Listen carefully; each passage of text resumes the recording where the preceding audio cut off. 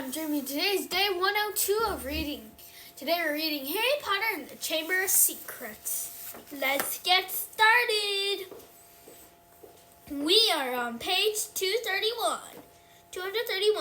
Everyone who reads Sonnets of a Sorcerer, spoken limerick for the rest of their lives. And some old witch in Bath had a book that you could never stop reading. You just had to wander around with your nose in it, trying to do everything one-handed. And, all right, I've got the point, said Harry. The little book lay on the floor, nondescript and soggy. Well, we won't find out unless we look at it, he said, and he ducked around Ron and picked it off the floor. He saw at once that it was a diary, and the faded ear on the cover told him it was 50 years old. He opened it eagerly. On the first page, he could just make out the name T.M. Riddle in smudged ink. Hang on, said Ron, who had approached cautiously and was looking over Harry's shoulder.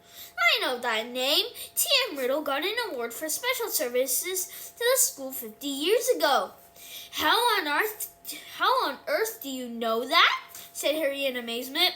Because Filch made me polish his shield about 50 times in detention, said Ron resentfully. That was the one I burnt slugs all over. If you'd wipe slime off a name for an hour, you'd remember it too. Harry peeled the wet pages apart. They were completely blank. There wasn't the faintest trace of writing on any of them, not even Auntie Mabel's birthday or dentist, 3:30. He never wrote in it, said Harry, disappointed.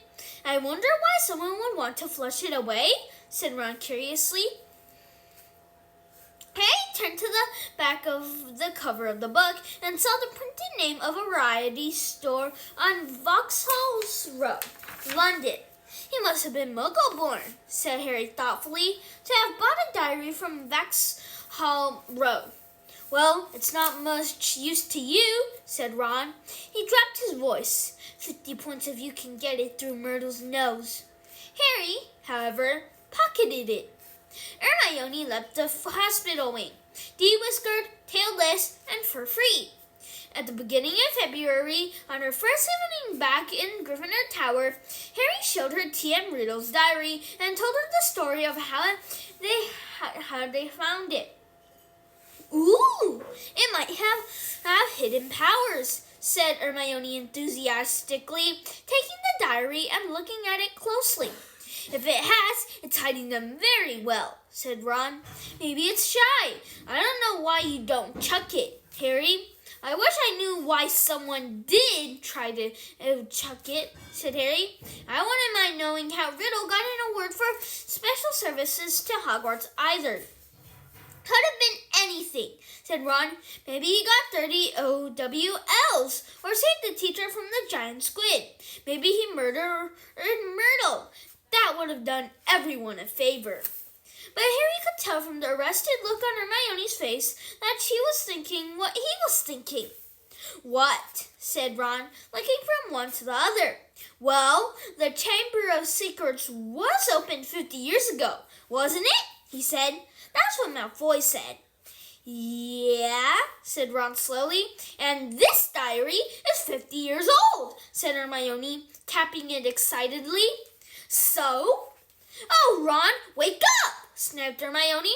We know the person who opened the chamber last time was expelled 50 years ago. We know T.M. Riddle got an award for special services to the school 50 years ago. Well, what if Riddle got a special award for catching the Harrow Slytherin? His diary would probably tell us everything, where the chamber is and how to open it, and what sort of creature lives in it. The person who's behind the attacks this time wouldn't want that lying around, would they? That's a brilliant theory, Hermione, said Ron, with just one tiny little flaw. There's nothing written in his diary. But Hermione was pulling out her wand out of her bag. It might be invisible ink, she whispered. She tapped the diary 3 times and said, Parrhesium. Nothing happened. Undaunted, Hermione shoved her head back into her bag and pulled out what appeared to be a bright red eraser. "It's a revealer. I got it in Diagon Alley," she said. She rubbed hard on January 1st. Nothing happened. "I'm telling you, there's nothing to find there," said Ron. "Riddle just got a diary for Christmas and couldn't be bothered filling it in." Harry couldn't explain, even to himself, why he didn't just throw Riddle's diary away. The fact was that even though he knew the diary was blank, he kept absentmindedly picking it up and turning the pages, as though it was a story he wanted to finish. And while Harry was sure he had never heard the name Tom Riddle before, it still seemed to mean something to him. Although as though Riddle was a friend he had when he was very small and had half forgotten. But this was absurd. He never had friends before Hogwarts. Dudley made sure of that. Nevertheless, Harry was determined to find out more about Riddle. So next day at break, he headed for the trophy room to examine Riddle's special award, accompanied by an interested Hermione and a thoroughly unconvinced Ron, who told him he'd seen enough of the trophy room to last him a lifetime. Riddle's burnished gold shield was tucked away in a corner cabinet. It didn't carry details of why it had been given to him. Good thing, too, or to be even bigger and I'd still be polishing it, said Ron. However, they did find Riddle's name on an old medal for magical merit. And on a list of old head boys. "He sounds like Percy," said Ron, wrinkling his nose in disgust. "Prefect, head boy, probably top of every class." "You say that like it's a bad thing," said Hermione in a slightly hurt voice. The sun had now begun to shine weakly on Hogwarts again. Inside the castle, the mood had grown more hopeful. There had been no more attacks since those on Justin and nearly headless Nick, and Madame Pomfrey was pleased to report that the mandrakes were becoming moody and secretive, meaning they were fast leaving childhood. The moment their accident clean up, they'll be ready for potting again, Harry heard her telling Filch kindly one afternoon. And after that, it won't be long until we're cutting them up and stewing them. You have Mrs. Norris back in no time. Perhaps the Hair Slytherin had lost his or her nerve, thought Harry. It must be getting riskier and riskier to open the Chamber of Secrets.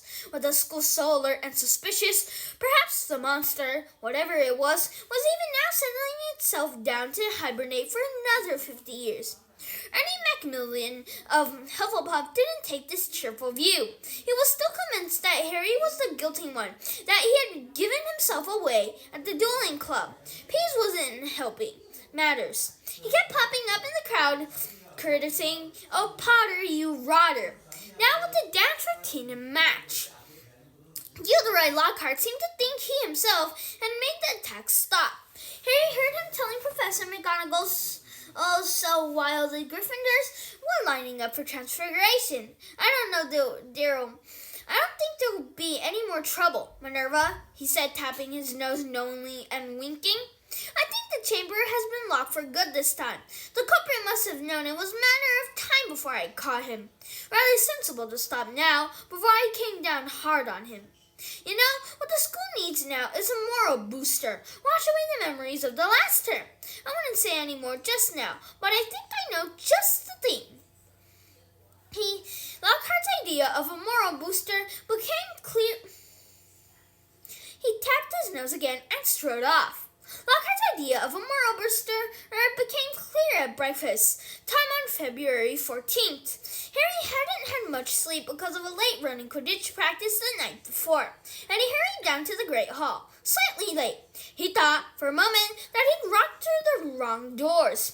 The walls were all covered with lurid pink flowers. Thank you, everyone. That's all for today. Bye. See you tomorrow.